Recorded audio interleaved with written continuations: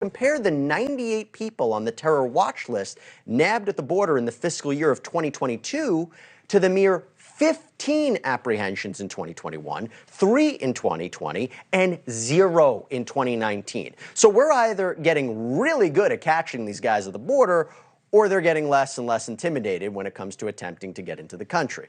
This is something that Chief Raul Ortiz of U.S. Border Patrol addressed at a House Homeland Security Committee hearing last week.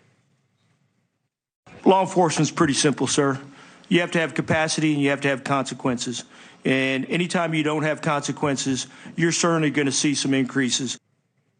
Well, I'm fired up, and I want to talk about this. So joining me right now is former U.S. Border Control agent Ron Vitiello, also the former acting director of ICE under former President Trump. Good to see you. Thanks for taking the time. You were on the border just a few weeks ago, right? Are things getting better? Are they getting better at finding these guys who are trying to sneak in, or are there just so many more attempts? Is that what's happening? Yeah, it's good to be on the show with you, Jesse.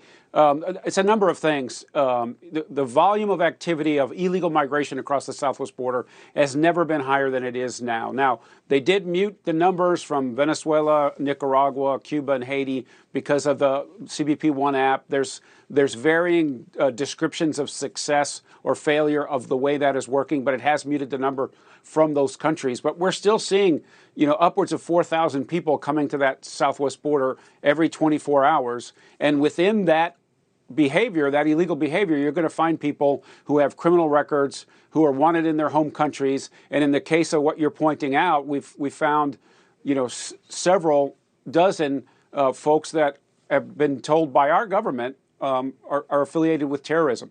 And so we're grateful to the men and women of the front line who've made those stops, but they are completely overwhelmed as it relates to the illegal migration that's going across the border every day. The way they're making the arrests, though, are they doing anything different? Are the tactics different in any way? It's essentially the same, right? They don't know who they're going to encounter until they actually encounter them. And so the volume is so high that every category from last year, as you spoke about, is off the charts. Thank you for watching. Go to NewsNationNow.com to find NewsNation on your cable provider. And don't forget to click the red subscribe button below to get more of NewsNation's fact-driven, unbiased coverage.